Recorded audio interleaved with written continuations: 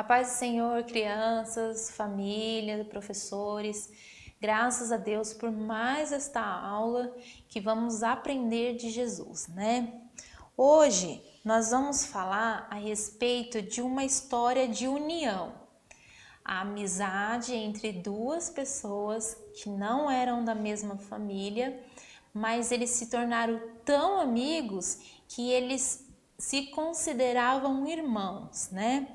O nosso texto áureo, ele diz assim, ó: como é bom e agradável que o povo de Deus viva unido, como se todos fossem irmãos. Olha só que mensagem linda que Deus deixa para nós, que o exemplo desses dois homens venha se refletir na nossa vida, que nós possamos viver bem com todos a ponto de considerá-los nossos irmãos. Nossa aula de hoje vai falar a respeito de Davi e Jonatas. Todo mundo sabe quem foi Davi, né? A historinha mais bonita que a gente sabe da história de Davi foi quando ele matou o gigante Golias. E com aquela atitude, ele ficou próximo ao rei, ele entrou para a família do rei. E o rei, ele tinha um filho por nome de Jonatas. E aquela proximidade, aquele contato, fez com que eles se tornassem grandes amigos. Amigos mesmo, um parceiro em todos os momentos, se tornaram como verdadeiros irmãos. Até que um dia, Jonatas, ele era um soldado, né? E por ser filho do rei, ele tinha uns materiais especiais.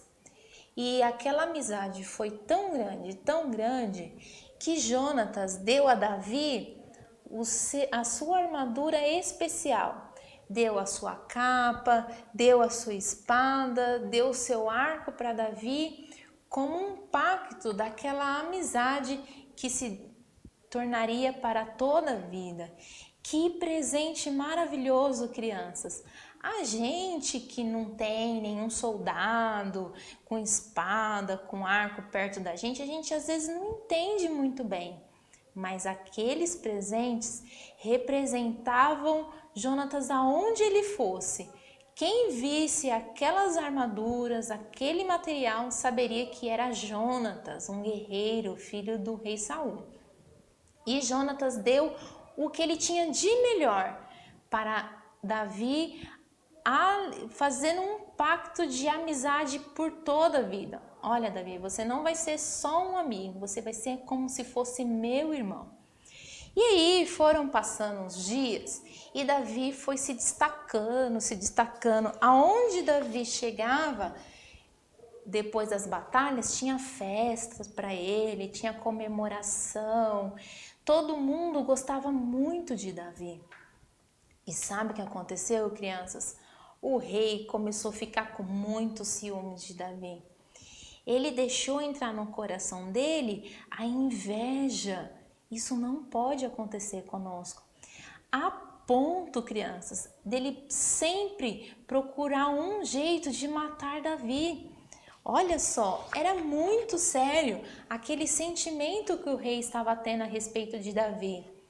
E isso colocou em risco até aquela amizade, porque o rei pediu para Jonatas ajudar a matar a Davi. E Jonatas se manteve fiel àquela amizade, se manteve fiel àquele pacto e não aceitou de forma alguma que o rei conseguisse matar a Davi. Então, crianças, que essa história ela venha nos fazer entender, nos fazer refletir que nós precisamos ter amigos verdadeiros, amigos que nos ajudem a sair de problemas difíceis, amigos que nos ajudem a se livrar de problemas, não amizade que vai colocar em risco a nossa vida. Jonatas era um amigo muito bom, porque ele queria o bem de Davi. E por conta disso, Deus abençoou essa amizade. Então, nós sabemos que Jesus é o nosso melhor amigo. Ele quer o nosso bem, ele quer a nossa saúde, ele quer a nossa alegria. E por isso, nós precisamos fazer com o nosso amiguinho do lado o melhor por ele. Eu não posso dar um presente caro para o meu amigo, mas eu posso ser fiel a ele, não deixar que ele faça as coisas erradas, sempre tá falando, olha, isso tá errado, o Papai do Céu não gosta. Esse é o melhor presente que nós podemos dar para os nossos amigos. E com isso, com essa união, ter sempre a gratidão de Cristo no nosso coração, porque quando você for um bom amigo, quando você sempre desejar o melhor para o seu amigo, ele sempre vai lembrar que Jesus está na sua vida e pode também estar na vida dele. Amém? Que é uma aula muito simples, mas muito valiosa para vocês valorizarem a amizade, o seu irmãozinho, a sua irmã. Tudo isso é agradável aos olhos do Senhor e Ele abençoa. Amém? Fiquem com Deus. Até a próxima aula, se Deus quiser.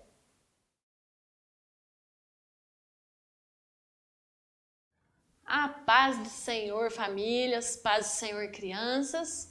Mais um domingo, mais um dia nós estamos aqui com a graça de Deus.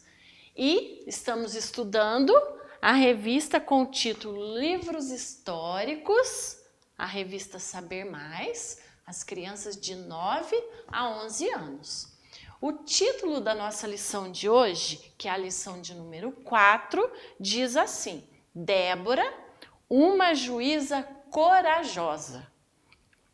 O texto do dia está lá no livro de Salmos, número 27, verso 14, que diz assim: confie no Senhor, tenha fé e coragem. Confie em Deus, o Senhor. Essa é a lição de hoje, uma lição de fé e coragem, de confiança no Senhor. É o que Débora nos ensina nessa lição. A lição começa dizendo sobre as consequências da desobediência. Mais uma vez, por causa da desobediência do povo de Israel, todas as vezes que eles desobedeciam, alguma coisa acontecia. Isso até hoje nas nossas vidas. Toda desobediência traz uma consequência. E todas as vezes que o povo se afastava de Deus, a consequência deles era ser oprimidos pelos seus inimigos. Deus permitia que os inimigos viessem e oprimissem aquele povo. E nessa época não foi diferente. O rei de Canaã, que chamava Jabim, aquele povo começou a dominar o povo de Israel e oprimiu eles por 20 anos. 20 anos sendo oprimidos, 20 anos tendo que seguir as leis de um rei que não servia o Senhor. E nessa época, então, surge uma profetisa por nome Débora. Ela era profetisa do povo de Israel, ela era uma mulher corajosa e uma mulher temente ao Senhor. Com o tempo, Débora se tornou uma juíza. E todas as vezes que o povo clamava a Deus, Deus levantava alguém, e nessa época era um juiz que Deus levantava para salvar o povo da opressão. E com a Débora não foi diferente. Deus sabia que Débora era uma mulher valente, uma mulher corajosa e, acima de tudo, que Débora era uma mulher que obedecia ao Senhor. Então, Débora ficava lá durante todo o dia, ela ajudava o povo de Israel, ela orientava o povo de Israel e ela também cuidava do exército do povo de Israel. E um dia Deus falou com Débora para que Débora falasse com Baraque, que era o rei, que era o líder do exército de Israel, para que ele juntasse 10.000 homens, para que eles pudessem pelejar contra o povo de Canaã, contra Jabim. Então Débora foi falar com Baraque, mandou chamá-lo e disse para ele, olha, junta 10.000 homens e nós vamos guerrear contra o povo de Jabim. Mas Baraque teve medo e Baraque falou para Débora, Débora, eu só vou se você for comigo. E Débora não pensou duas vezes. Débora disse para ele que então eles iriam. Debaixo da vontade de Deus, tudo dá certo. Deus já tinha dito para Débora que eles iam guerrear e que eles iam vencer. Então, o rei de Canaã, o rei Jabim, chamou o líder do seu exército e foram para a batalha. E eles subiram, se encontraram no rio Quizon. E Deus tinha falado para Débora que ia dar para eles uma vitória. Esse rei Jabim trouxe todos os seus soldados e mais 9.000 carros de guerra. Mas o que aconteceu? Um milagre aconteceu. Deus, quando quer abençoar o seu povo, ele faz milagres e ele continua fazendo até hoje. Quando eles se encontraram, a Bíblia conta que caiu uma forte chuva, com muito vento e muito frio. E nessa ocasião, os carros de guerra ficaram todos atolados. E também os soldados ficaram paralisados por causa do frio. Então, o povo de Israel guerreou e venceu a batalha, e venceu a guerra. Deus é poderoso para usar quem Ele quer, do pequenino ao grandão. Na época que Débora era juíza e profetisa, as mulheres não tinham valor. As mulheres não eram vistas como alguém que poderia fazer alguma coisa. Mas Deus, na sua infinita misericórdia, usou Débora para livrar o seu povo, porque Deus estava respondendo o clamor do seu povo. Que nós, crianças, possamos ser igual Débora, obedientes ao Senhor, tementes à sua palavra, respeitando os seus lugares, respeitando todas as regras, que nós possamos ser valentes e corajosos como foi Débora, porque o povo de Deus precisa de alguém que ore por ele, que oriente, que esteja à disposição para batalhar e para pelejar contra as dificuldades que todos nós encontramos todos os dias. E as crianças podem orar ao Senhor. As crianças podem clamar a Deus e Deus vai responder. Amém? Essa é a nossa lição de hoje.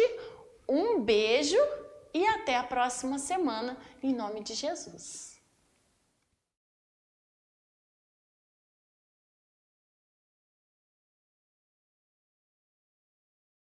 A paz do Senhor, turminha, mais uma lição de hoje, a nossa lição de número 4, que vai falar sobre a temperança, o domínio de si mesma. A temperança faz parte do fruto do Espírito Santo, né? E a nossa introdução vai dizer que é uma virtude do Espírito na vida cristã.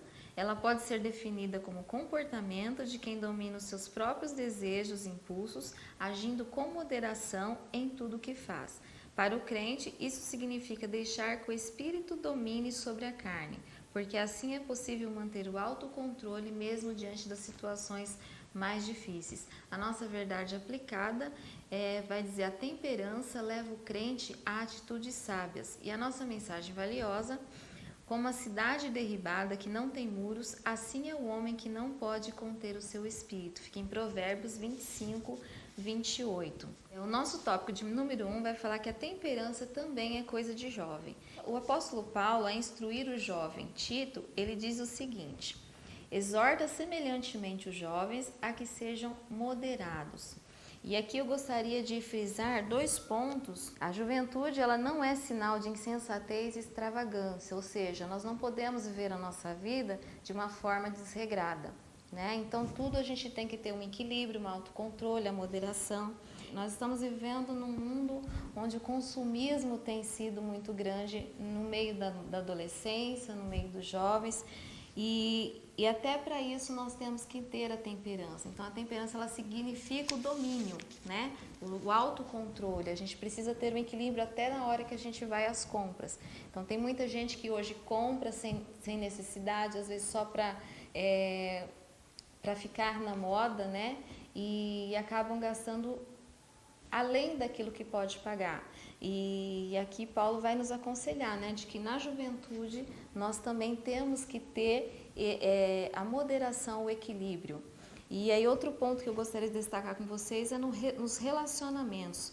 Nós devemos tomar cuidado com os nossos desejos, com as nossas emoções. A Bíblia nos recomenda o seguinte: todas as coisas me são lícitas, mas nem todas as coisas me convêm. Todas as coisas me são lícitas, mas eu não me deixarei dominar por nenhuma delas. Aqui nós vemos que a temperança, ela agrada a Deus, né? E a Bíblia é o manual de sobrevivência de todo cristão. Então, assim, ela vai nos dar indicação. Esse versículo, ele quer expor para nós que nós podemos muitas coisas, mas existem coisas que nós não devemos nos deixar ser dominados pelo impulso de querer ter ou de querer fazer. Um fato bastante conhecido nos evangelhos é quando Jesus foi preso. E um dos seus discípulos, por nome Pedro, ele pega uma espada e fere a Malco, que era o servo de um sumo sacerdote. E naquele momento o Senhor Jesus, ele repreende a Pedro por aquela atitude, né? E ali dá uma lição de aprendizado, não só para Pedro, mas para todos nós hoje, né?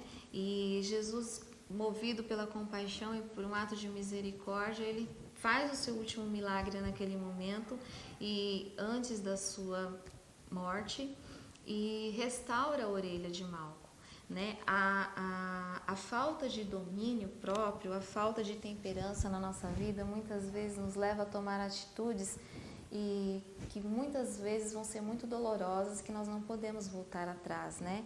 E a falta de temperança na vida de Pedro levou a um ato de violência física. A temperança é uma virtude gerada no coração do crente pelo fruto do Espírito Santo. O equilíbrio muitas vezes não é fácil na nossa vida, não é fácil de se alcançar. Mas quando nós nos dispomos, nos rendemos a fazer a vontade de Deus, a fazer aquilo que agrada a Deus, como cristão nós encontramos as armas espirituais, como o jejum, a oração, através da nossa vida, do nosso relacionamento com Deus, de buscar na palavra, porque a palavra de Deus é a bússola do crente, é o manual do crente. Pedro, naquele momento, ele foi dominado pela raiva. E a temperança não é algo muito fácil de lidar. Alguns conseguem lidar de uma forma fácil, outros já têm muita dificuldade com isso. Mas Pedro, depois daquele episódio, e nós vemos depois lá na frente que ele se tornou uma pessoa totalmente diferente daquela que ele foi naquele momento, né? De um homem nervoso, de um homem que não tinha o autocontrole na sua vida, ele passou a ser um homem manso, um grande pregador do Evangelho que levou muitas pessoas ao conhecimento de Cristo. Não podemos permitir que as nossas emoções ela nos tire o autocontrole, que ela domine as nossas emoções, nos fazendo ter atitudes que mais tarde nós podemos nos arrepender.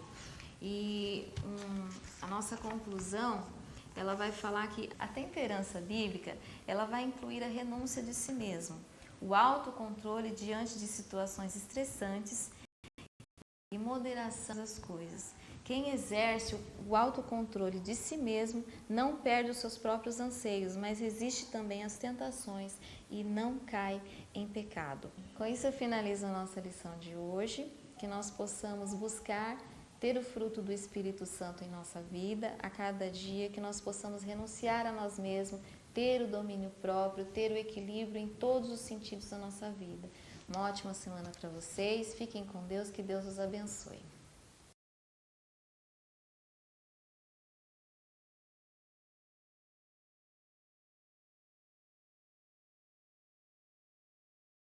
A paz do Senhor a todos, aos adolescentes em especial. Nós vamos ver o resumo da nossa lição 4, que é a liberdade da vida no Espírito, dando continuidade às nossas lições que falam sobre vida cristã. O nosso versículo-chave, ele está em Gálatas 5:25, que diz o seguinte: se vivemos no Espírito, andemos também no Espírito. Então o tema fala sobre liberdade no Espírito. A palavra liberdade, ela é uma palavra assim muito falada, né, em todos os sentidos. A gente vê adolescentes falando: não vejo a hora de ter 18 anos para eu ter minha vida, para eu ter liberdade, para eu fazer o que eu quiser, né? A palavra liberdade, ela é muito utilizada no sentido de fazer o que quiser. E nós, como cristãos, ou o adolescente cristão, ele escuta muito, né, palavras do tipo assim: você é crente, você não pode fazer isso, né? Você é cristão, você não pode fazer aquilo. A nossa vida cristã é muito vista pelo mundo como não poder fazer as coisas. E isso é uma visão muito equivocada, né, de quem não tem o conhecimento de Cristo, de quem não tem um relacionamento com Cristo. Quando a gente fala em liberdade cristã, liberdade no Espírito, ela é muito maior. Liberdade é muito mais do que você escolher fazer o que você quer, do jeito que você quer. Inclusive no dicionário, quando a gente vai ver as definições de liberdade dentro de direito de cidadão, ela também fala, né, que a liberdade, ela vai até onde começa do outro, né? Então a gente não é livre para fazer o que quer, tanto assim, em momento nenhum. A revista, ela traz então esse tema dividido em 3 itens. O primeiro item, ele fala conhecendo as virtudes do fruto, né, do fruto do Espírito, porque nós estamos falando em liberdade no Espírito. O autor da revista, ele diz que a liberdade cristã, ou a vida cristã, que ela se define muito mais não é pelo que nós não podemos fazer, mas sim pelo que nós devemos fazer. Porque a partir do momento que eu aceito Cristo e que eu, né, escolho, e aí Cristo nos dá essa liberdade, Deus nos dá essa liberdade de escolher Ele ou o mundo, né? Nós temos essa liberdade de decidirmos se nós vamos escolher a Cristo. E se nós decidimos escolher a Cristo, nós decidimos viver da forma como Ele nos ordena, da forma como Ele diz que é o melhor para viver, e é nisso que nós acreditamos. Então, o autor diz que a liberdade cristã, ela se manifesta através do fruto do Espírito, e que isso é um privilégio, né? É um privilégio para nós podermos desenvolver o fruto do Espírito. Só para a gente lembrar de alguns, né? Que o fruto do Espírito, na verdade, são 9. Amor, alegria, bondade, benignidade, paz. Só para a gente lembrar alguns. Mansidão, temperança. E que essa liberdade, né, faz com que nós desenvolvamos esse fruto. E que isso é importante para a nossa vida, para viver melhor aqui na Terra também, né? E para a vida das pessoas que nos cercam, para o nosso próximo. E aí a gente tem que pensar, né, fazer uma análise da nossa vida. Se eu, a partir desse momento, dessa escolha que eu fiz de viver no Espírito, se eu estou desenvolvendo esse fruto, né? Se eu estou desenvolvendo a temperança, né, que é a paciência, que é a mansidão, que é a alegria. O item 2, ele vai falar o oposto do item 1, que é conhecendo a carne. Fala que a carne se opõe ao Espírito, né? Estão em lados opostos. O apóstolo Paulo, quando ele fala do fruto do Espírito e quando ele fala das obras da carne, na verdade ele ainda fala primeiro das obras da carne, né? O que são as obras da carne? A mentira, a impureza, a idolatria, as pelejas, as brigas, falando em palavras, né, mais fáceis, as bebedices, a glutonaria, são obras da carne. E fala que o fruto, as obras do Espírito, elas estão sempre, né, em luta. A carne está sempre lutando contra o nosso espírito, né? E nós temos que ser firmes, porque as obras da carne nos levam à escravidão. Já que nós estamos falando em liberdade, vamos falar no contrário da liberdade, que é a escravidão. Na verdade, o mundo fala em liberdade, mas nós ele nos faz escravos. As obras da carne, na verdade, elas nos tornam escravos. Quanto mais eu como, mais eu quero comer. Quanto mais eu bebo, mais eu quero beber. Né? Quanto mais eu minto, aí nem o que eu quero. Uma mentira leva a outra e a pessoa que mente, ela não consegue parar de mentir. Então, isso é escravidão. Né?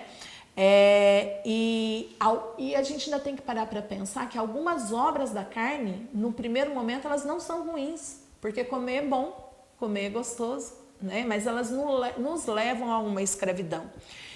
O fruto que Eva comeu e que depois deu para Adão, ele era bonito e devia ser muito gostoso, só que isso nos trouxe para uma escravidão mundana que nós vivemos até hoje, teve consequências. E o item 3 ele fecha.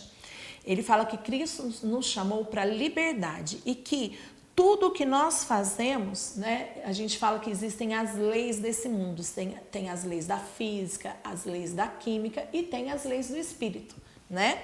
E que uma das leis do espírito é a lei da semeadura. Tudo que você planta, você vai colher.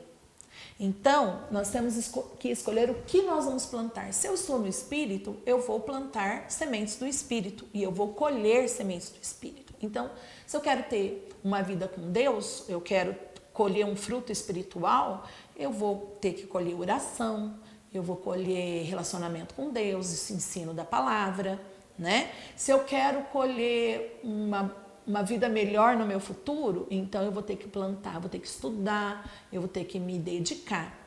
E fala também que a nossa colheita é proporcional ao que a gente planta. Quanto mais nós plantamos, mais nós colhemos. Quanto menos nós plantamos, menos nós colhemos. Então, que nós possamos escolher frutos bons, que nós possamos colher frutos bons. Para isso, nós temos que plantar, né? Ter uma vida no espírito.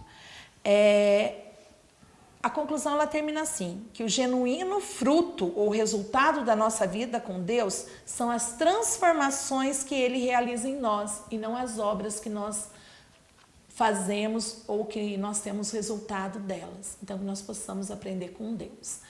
Um abraço a todos, fiquem com Deus, a paz do Senhor.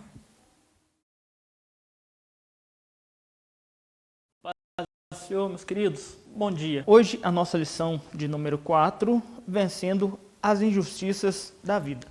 O nosso texto de referência está lá em Gênesis, capítulo de número 41, e o verso 9 ao 13. Diz assim: Então falou o copeiro mor a Faraó, dizendo: Das minhas ofensas me lembro hoje, estando Faraó muito indignado contra seus servos, e pondo-me sob prisão na casa do capitão da guarda, a mim e ao padeiro mor. Então tivemos um sonho na mesma noite. Eu e ele sonhamos, cada um conforme a interpretação do seu sonho. E estava ali conosco um jovem hebreu, servo do capitão da guarda. E contamos os nossos sonhos, e ele nos interpretou a cada um conforme o seu sonho. E como ele nos interpretou, assim aconteceu. A mim foi restituído o meu cargo e ele foi enforcado. Queridos, injustiças. A maioria de nós já passamos por ela. Na escola, trabalho, faculdade. O dicionário vai dizer que justiça é algo que está ligado a caráter, algo que é honesto, algo que é direito. Então, injustiça é a falta de caráter, falta do que é direito. José, nós estamos estudando sobre ele esse trimestre, foi uma pessoa muito injustiçada. Nós conhecemos a história dele, nasceu, filho da velhice de seu pai, cresceu. A primeira injustiça na vida de José foi dentro da sua própria casa, os seus irmãos. José era um filho muito estimado por seu pai. Não que ele fosse o queridinho do papai, mas José, ele sabia a maneira de chamar a atenção do seu pai. Então, por isso, ele tinha mais atenção. Desta forma, o seu pai, Jacó, lhe fez uma túnica e deu de presente. Os irmãos ficaram com inveja do irmão mais novo por ter ganhado um presente. Quem sabe um olhou para o outro, mas esse menino já está ganhando presente, nós estamos aqui tanto tempo com o nosso pai e ele nunca nos fez nada. E na lição passada, algumas lições passadas, nós entendemos o simbolismo dessa túnica. José não pegaria mais no trabalho pesado, mas no trabalho administrativo. Isso causou ainda mais intriga com os irmãos. Eles resolveram dar um fim em José, venderam ele como escravo. José chega ali em outra terra, no Egito, como escravo. Agora, o que é que vai ser dele? Passou em justiça, mas ele continuou fiel no seu propósito, continuou temente a Deus. Então, ele é levado ali para a casa de Potifar, para ser seu servo. E na casa de Potifar, diz a Bíblia que tudo que José fazia, Deus o prosperava. Imagine comigo, irmãos, tudo quanto nós fizermos e Deus colocar a sua mão e ser próspero, prosperar. Nós devemos buscar essa graça de Deus, ser o melhor para Deus, na nossa casa, no nosso trabalho, dentro do ministério, buscando a bênção de Deus. Isso chama a atenção da esposa de Potifar. Ela começa a observar José com outros olhos. Ela começa a desejá-lo. Olha, esse moço é diferente. Eu vou tentar algo com ele. Uma mulher de um homem líder da época, provavelmente uma mulher bonita, ou uma mulher com trajes finos, uma mulher que se embelezava para chamar a atenção das outras mulheres. Afinal de contas, ela estava num posto acima das demais mulheres da época. Ela então trama um plano, tenta agarrar a José, mas a Bíblia nos diz que José responde de uma maneira a seguinte: como cometerei tamanho pecado contra o meu Deus? Se José não respondesse isso e não saísse correndo a sua atitude de imediato, ele poderia ter cometido algo e a história fosse totalmente diferente. Muitas vezes, irmãos, nós temos que fugir das tentações, mesmo que essas tentações futuramente nos causem injustiça. A justiça quem vai nos trazer é o próprio Deus. Dentro dessa injustiça cometida com José, ele é acusado, então, de ter agarrado a mulher de Potifar à força. Ele é levado preso, fica ali um determinado tempo. Mas, falando agora de justiça, justiça divina, mais à frente, Deus vai honrar ele dentro da prisão e vai honrar mais à frente, sendo o segundo homem maior no Egito, apenas abaixo de Faraó. Irmãos, vale a pena a nossa fidelidade, vale a pena suportar as injustiças.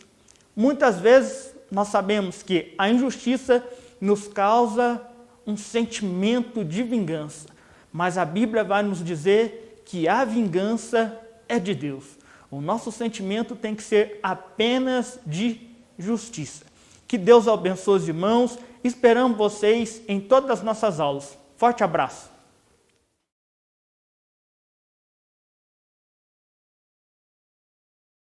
A paz do Senhor, queridos irmãos. Graças a Deus estamos aqui para falar sobre mais uma lição da Escola Bíblica Dominical.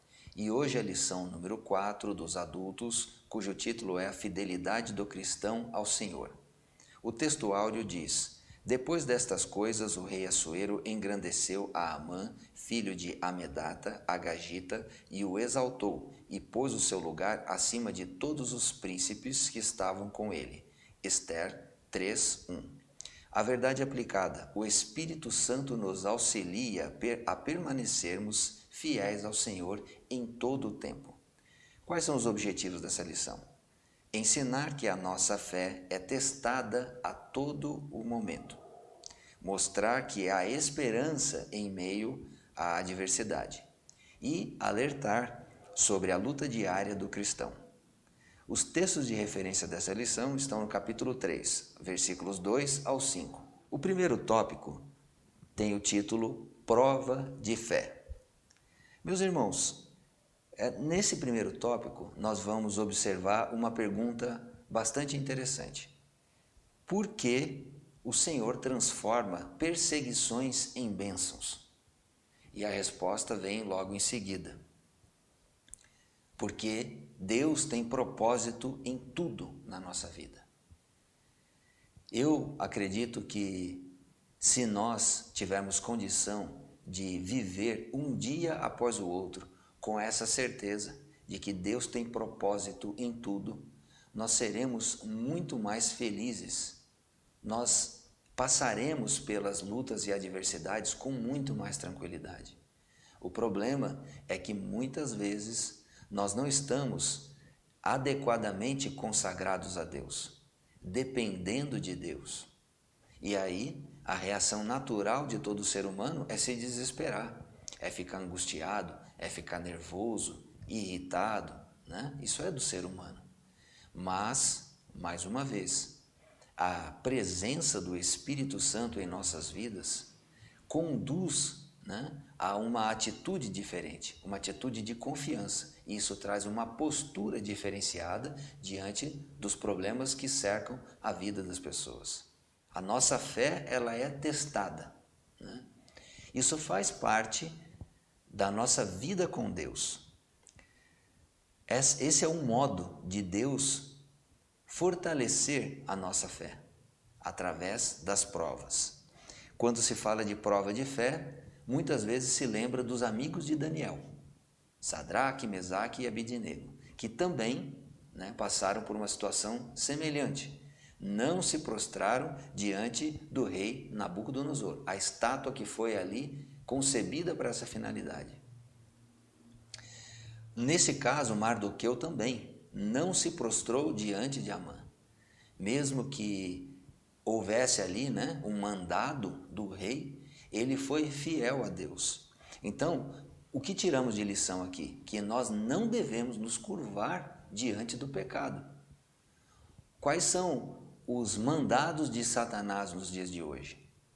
Tudo que vai contra a palavra de Deus, ou seja, é o pecado. Então eu e você não podemos nos curvar diante do pecado. Apocalipse capítulo 2, versículo 10 diz: Nada temas das coisas que hás de padecer, eis que o diabo lançará alguns de vós na prisão, para que sejais tentados e tereis uma tribulação de 10 dias. Sê fiel até a morte e dar-te-ei a coroa da vida. Irmão, tenha sempre isso na sua mente, a coroa da vida. Esse é o maior prêmio, o maior presente que o Senhor Jesus já conquistou para nós, a vida eterna. Então pense nela todos os dias, quando você orar e sair da sua casa, pense na sua coroa que há de receber. O tópico 2 vai falar sobre uma característica que muitos cristãos não possuem, que é a resiliência.